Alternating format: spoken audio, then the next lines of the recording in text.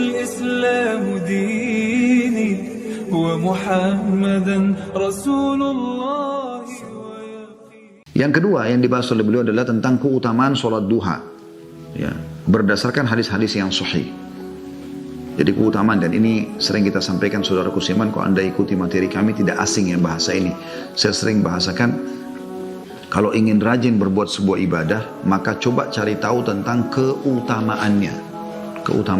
Karena kalau kita tahu keutamaannya, otomatis kita akan kita akan tahu itu, ya. Kita akan terdorong untuk mengerjakannya. Sebagaimana juga anda kalau terbiasa dengan satu perbuatan buruk, anda cari tahu tentang ancamannya supaya anda meninggalkan.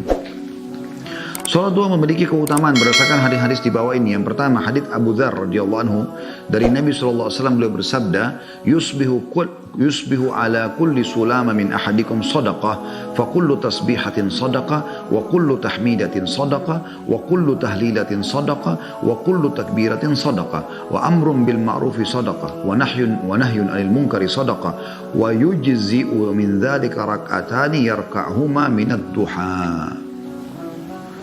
Di pagi hari, setiap persendihan, salah seorang dari kalian harus bersedekah. Setiap kali tasbih, ucapan subhanallah adalah satu sedekah. Setiap satu kali tahmid, ucapan alhamdulillah adalah sedekah. Setiap kali tahlil, ucapan la ilaha illallah adalah sedekah. Jadi setiap sendi-sendi kita ini ada 360 sendi, kita harus bersedekah agar selalu terjaga. Setiap kali takbir, ucapan Allahu Akbar adalah sedekah. Anda berzikir semuanya adalah sedekah. Dihitung satu sedekah dengan satu ucapan, ya. Memerintahkan kebaikan adalah sedekah, mengingatkan pada perintah-perintah Allah. Melarang kemungkaran adalah sedekah. Semua itu dapat tercukupi dengan melakukan 2 rakaat sholat duha. Hadis ini riwayat Muslim nomor 720. Jadi kita lihat teman-teman sekalian di sini, bagaimana mulianya sholat duha itu. Anda begitu sholat 2 rakaat yang kurang dari 5 menit, ya, kita bisa bahasakan, itu sudah cukup, insya Allah dijamin 360 sendi Anda aman, selain pahala yang Anda dapatkan, ya.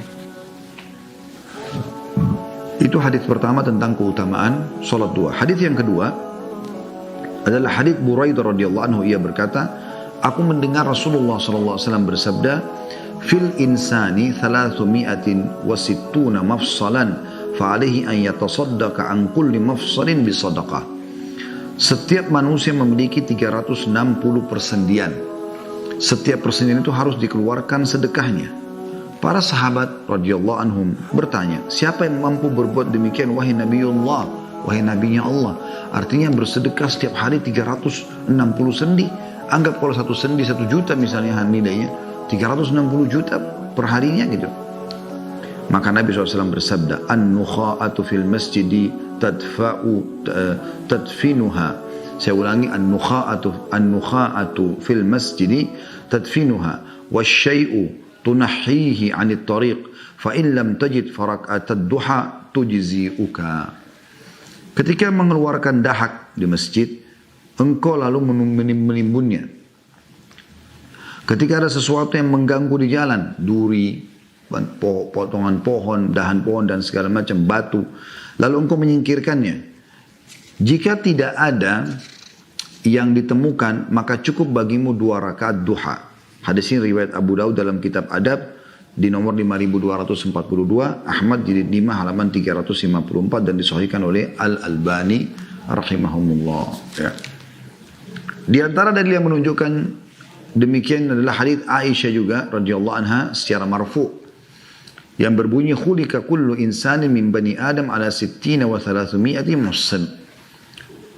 Sesungguhnya Allah Ta'ala menciptakan anak keturunan Nabi Adam dengan 360 persendian. Hadis riwayat Muslim dalam kitab Az-Zakah nomor 1007. Jadi ini dalil yang kedua, ya, tentang masalah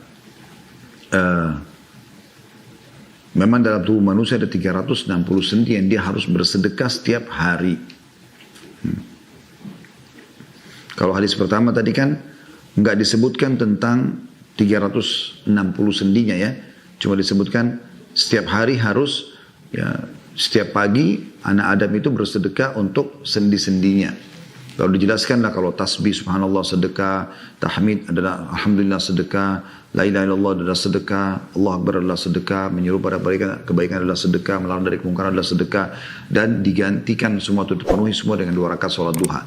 Kalau dalil yang kedua menjelaskan tentang memang ada 360 sendi di tubuh manusia. Hadis yang ketiga adalah hadis Nu'aim bin Hammar radhiyallahu anhu, ia berkata, aku mendengar Rasulullah SAW bersabda, yaqulullah ya ibna Adam la tu'jizni min 4 raka'atin fi awalin nahari akfika akhirah. Allah Ta'ala yang Allah Maha Tinggi berfirman, wahai anak Adam, janganlah kamu lemah untuk beribadah kepadaku dengan 4 rakaat di awal siang, niscaya aku akan mencukupimu di akhir siang. Nah, jadi ini makna daripada la tu'jizni, jangan lemahkan aku, maksudnya adalah jangan luput beribadah kepadaku dengan meninggalkan duha di awal siang, sehingga aku pun tidak mencukupimu di akhir siang. Ya, sebagaimana diambil dari kitab Aunul Ma'bud Syarh Sunan Abi Daud. Hadis ini diriwayatkan oleh Abu Daud dalam kitab At-Tatawwu, bab tentang sholat duha nomor 1289. Jadi ini hadis tentang perintah Allah Subhanahu wa taala. Kalau tadi 2 hadis pertama menyebutkan tentang 2 rakaat sholat duha. Kalau ini menjelaskan tentang jumlah rakaat 4. Dan keutamanya adalah kebutuhan Anda akan dipenuhi oleh Allah Subhanahu wa taala sepanjang hari itu. Kalau tadi kan yang hadis pertama kedua itu menyelamatkan 360 sendi kita. Hadis yang keempat adalah hadis Abu Darda dan Abi Dzar radhiyallahu anhu dari Rasulullah SAW. Ya. Dan ini dinukil firman Allah hadis qudsi. Allah berfirman, ya ibna Adam irka'li 4 raka'atin min awalin nahari akfika akhirah. Wahai anak Adam, salatlah karena aku 4 rakaat di awal siang, saya waktu duha, niscaya aku cukupi kamu di akhir siang itu. Hadis ini riwayat Tirmidzi dalam kitab Al-Witr nomor 475 dan disahihkan oleh Albani dalam Sahih At-Tirmidzi jadi 1 halaman 47. Ya. Hadis yang kelima ini semua tentang keutamaan, ya. Yaitu hadis Anas bin Malik radhiyallahu anhu tentang keutamaan salat duha bagi orang yang duduk di masjid setelah salat fajar hingga matahari naik. Anas radhiyallahu anhu mengatakan bahwa Rasulullah SAW bersabda, man shalla al-fajr fi jama'atin thumma qa'ada yadhkurullaha hatta tatlu'a asy-syamsu thumma shalla rak'atain kanat lahu ka'ajri hajjatin wa umrah tammatin tammah. Barang siapa yang sholat fajar berjamaah, kemudian dia duduk berzikir kepada Allah hingga matahari naik di waktu duha, kemudian sholat 2 rakaat, maka baginya seperti pahala haji dan umrah yang sempurna. Hadis ini diriwayatkan oleh Tirmidzi dalam Kitabul Jum'ah nomor 586 dan juga disahihkan oleh Albani dalam Sahih Sunan Tirmidzi jadi 1 halaman 181. Dan telah sahih, ya, dalam hadis bahwa Nabi SAW apabila selesai sholat fajar maka beliau duduk di tempat sholatnya hingga matahari naik dengan indahnya. Hadis riwayat Muslim dalam kitab Al-Masajid di nomor 670. Jadi ini semua hadis-hadis tentang keutamaan sholat duha. Jadi kurang lebih kalau kita simpulkan, yang pertama adalah bisa seperti bersedekah untuk penyelamatan 360 sendi. Yang kedua, kalau sholat itu 2 rakaat duha. Kalau 4 rakaat, maka dipenuhi kebutuhannya pada hari itu. Dan hadis yang terakhir yang kita bahas adalah kalau dia gabungkan antara sholat subuh dan dia tidak pulang dari rumahnya sampai terbit matahari dan dia sholat duha 2 rakaat, biasanya juga ada yang mengatakan sholat syuruk, ya. Ya, tapi yang umumnya ulama bilang ini adalah sholat duha. Maka sama dengan pahala haji dan umrah.